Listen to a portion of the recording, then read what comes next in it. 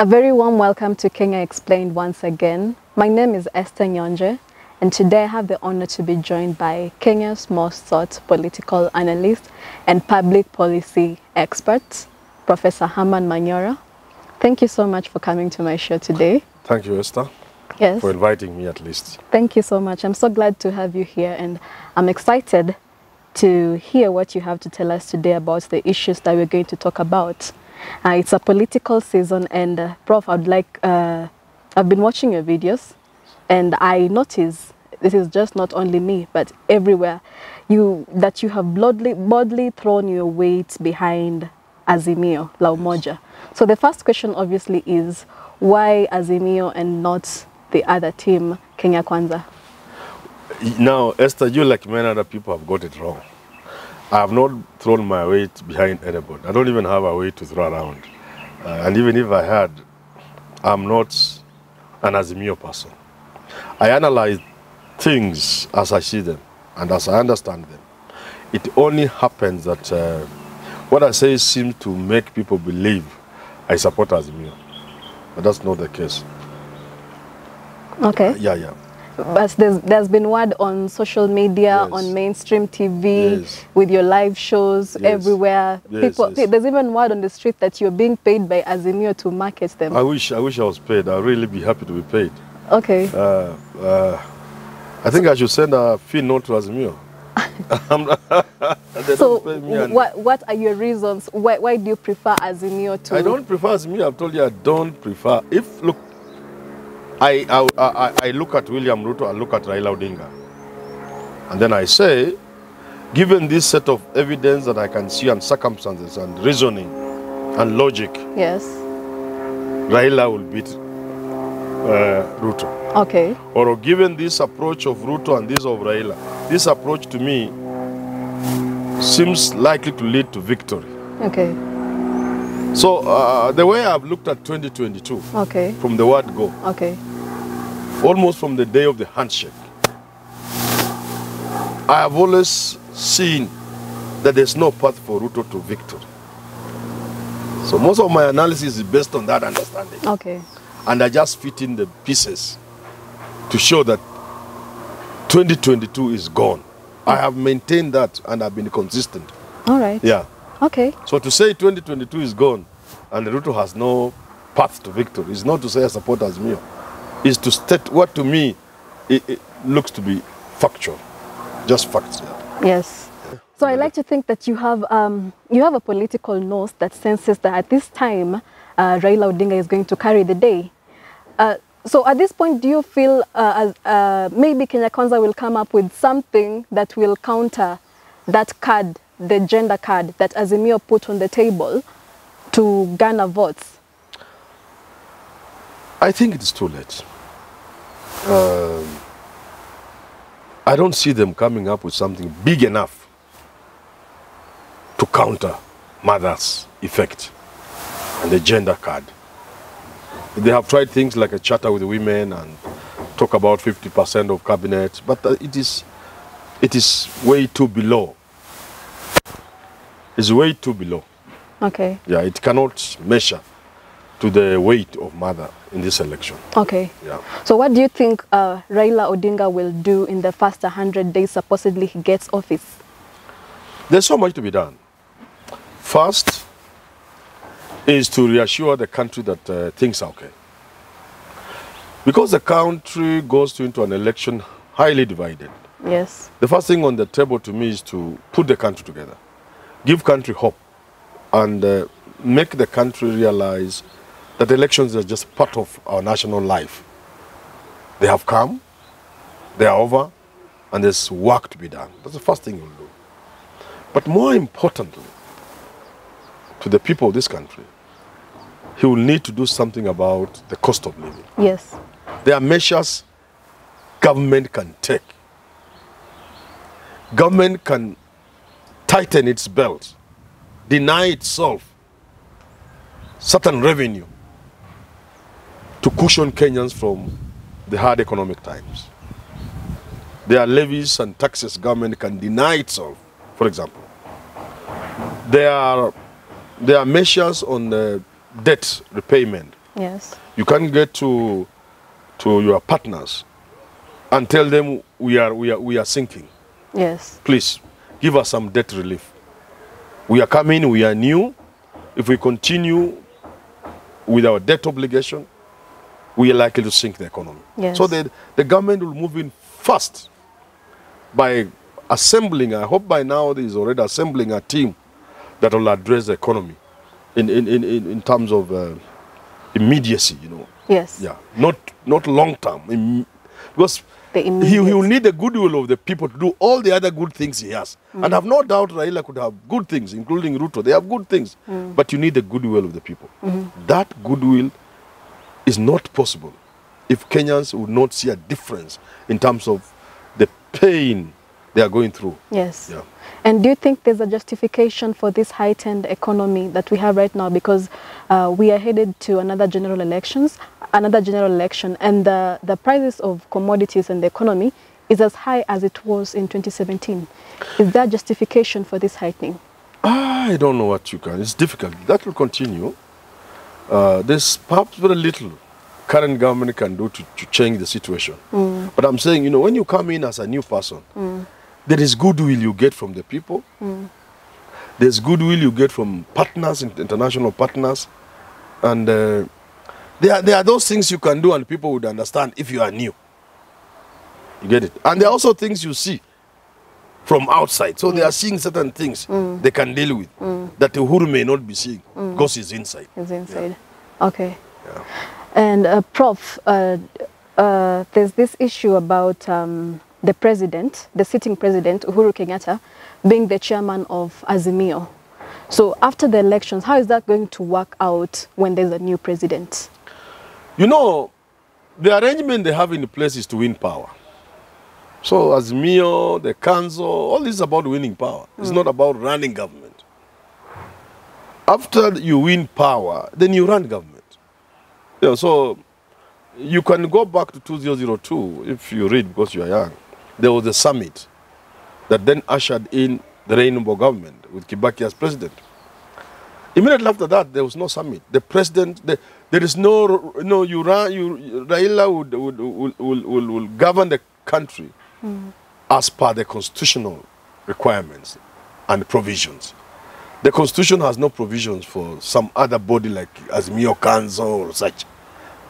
So there will be one president running the country according to the constitution, but he can work with his friends and partners and, you know, in the manner he thinks, so long as it's not unconstitutional.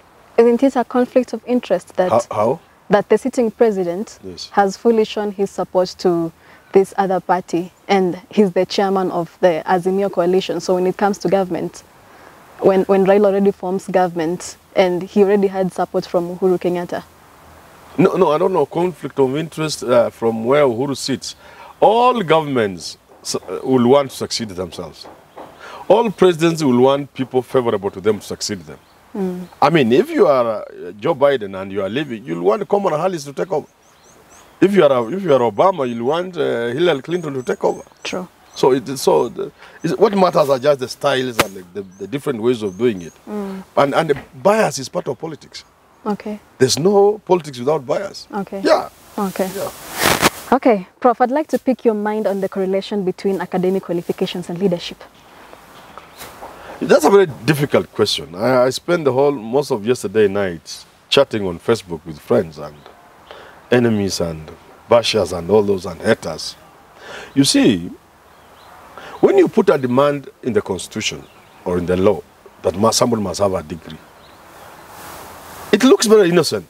And actually it looks something desirable. But then there are questions that come in.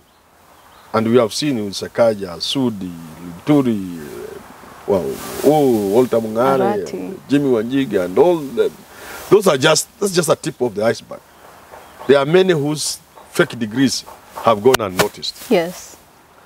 So if you have no control of which degree somebody will bring to meet the qualification, if you have no control which university they will have gone to, and with all these fake universities around, with all these cheap degrees, what purpose does this serve? That's number one. So as a requirement of the law, I don't think it serves any purpose. Okay. But in terms of the question on the table, was whether a degree will be necessary. So if you are looking at leadership and you are saying, would a degree be better or some form of education? The answer is yes. Naturally, there are people with natural abilities and talents in all spheres, including leadership. So that you could have people without education, or even degrees, or what Americans call college education, but they can do great things. The world is full of people who have made serious discoveries, inventions, scientific and otherwise, historical conquests, inventions, people leading in the IT world. These guys, Microsoft, Steve Jobs, and all these fellows of Facebook, they didn't complete university education. They're great men, Bismarck and what, But all things remaining equal, an education can make a good thing better. What is doubtful, however, is that just about anybody can be made great because they have gone to school. Of course, school shapes you. It builds your potential. It directs you. It trains you. And again, there are certain things you can't do without some formal education. Yes. You can't just walk into a theater and operate people without being trained as a surgeon. Of course, there are people with traditional knowledge, but I'm saying generally, there are areas where education is mandatory.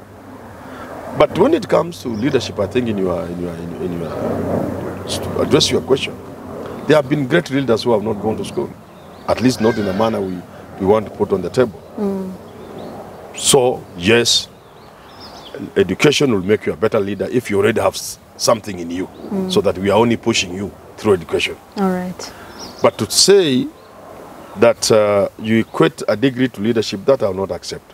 To put demands in law that for somebody to run for a political position like governor or president, they need a degree, I don't think it's necessary. Okay. Mainly, like I've said, you will not have control of what kind of degree, whether fake or otherwise, whether cheap or otherwise.